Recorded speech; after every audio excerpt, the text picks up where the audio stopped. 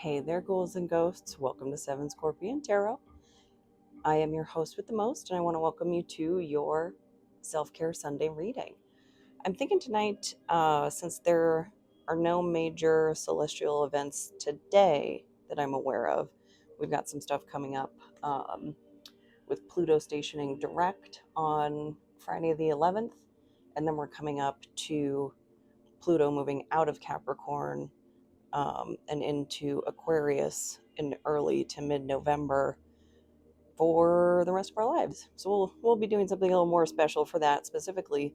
Um, but for tonight, I'm thinking a map of the soul, a map of the soul reading. We'll do that for the week ahead, and just to see how we're interacting with the external world, how the external world is interacting with our internal world, and maybe some things to reflect on as we move forward through the week. Um, yeah, so let's get started. So, this is the Game of Thrones Tarot, one of my favorites. We'll start with the self position in the middle, and then we have the shadow side and the collective unconscious. The internal world is on the left.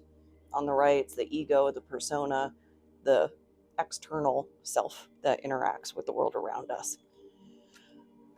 And I know many of us out here in Tarot land, very familiar with Carl Jung, Jungian archetypes. I like to integrate a lot of Joseph Campbell's work into what I do, into my interpretations of Carl Jung. They just work so well together,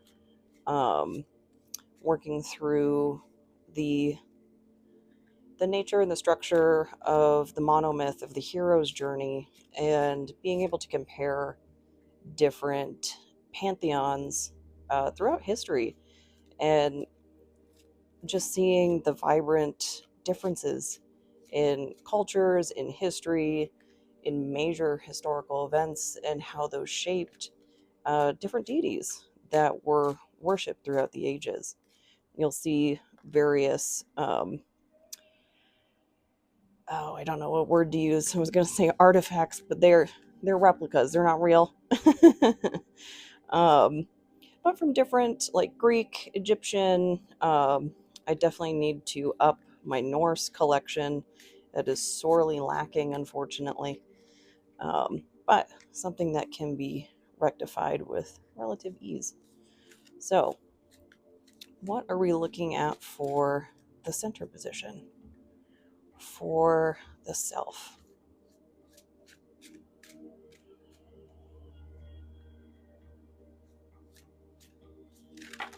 Oop. I'm just going to take the upright one. King of Swords. So maybe some rigid thought patterns we might be dealing with. The swords, air energy is going to be mental, the mental state, what's going on in the mind. And then here on the left, Ace of Cups in reverse. So that's on your shadow side. So maybe the rigid thinking could be impacting some new beginnings for you potentially. Maybe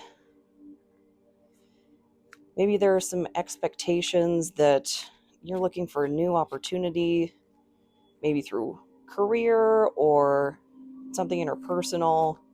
And those expectations might be holding you back from something new.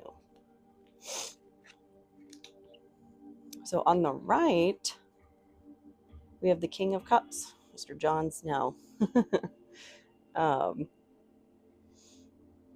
So this would be how you're interacting with the external world, or maybe the ambition to how you would want to interact with the external world, to maybe break away from any rigid expectations, anything that might be holding you back, maybe past experiences you might be holding on to that could be preventing new connections, new beginnings.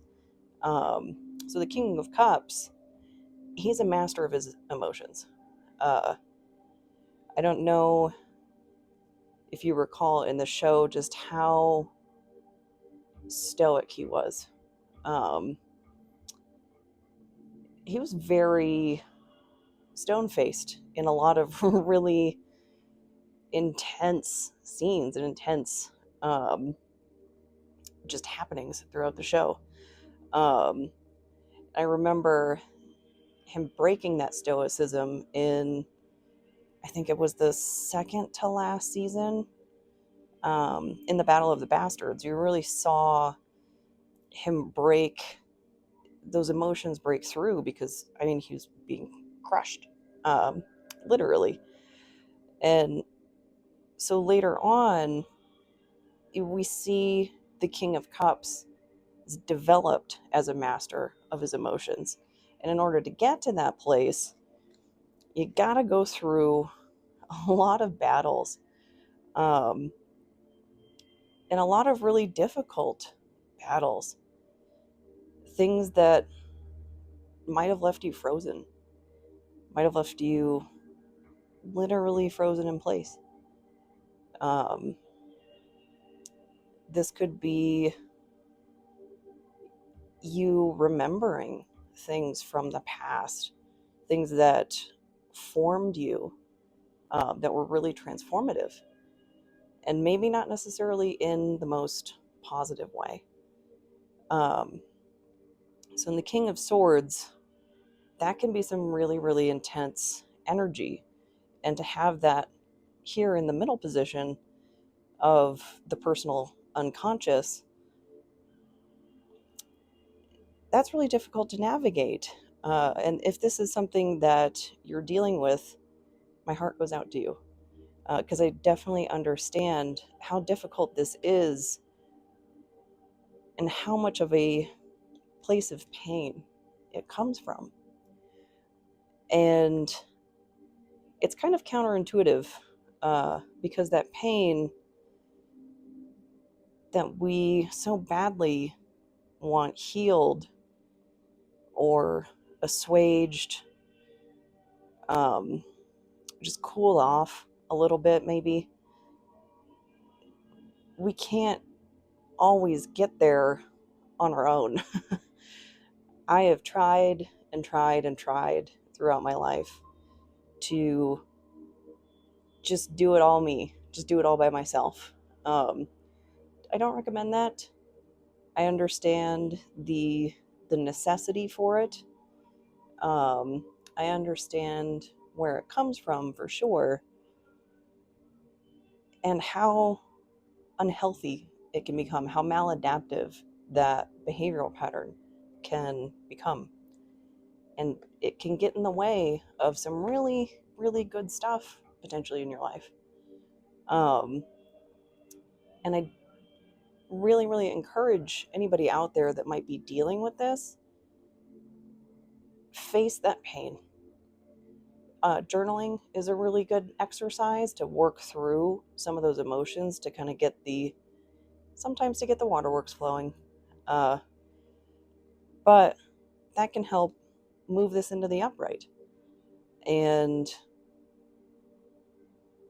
it might take time, take more time than we want to deal with, as many situations do. But if we can get that energy moving into the upright, that's just the start. That's all you got to do, is get your foot on that path, get things moving forward, and go from there. And hopefully look at that path with an open mind and an open heart. So, this is your Self-Care Sunday reading. I hope this resonates. I hope it helps. And if it doesn't, I hope the next one does. Thank you so much.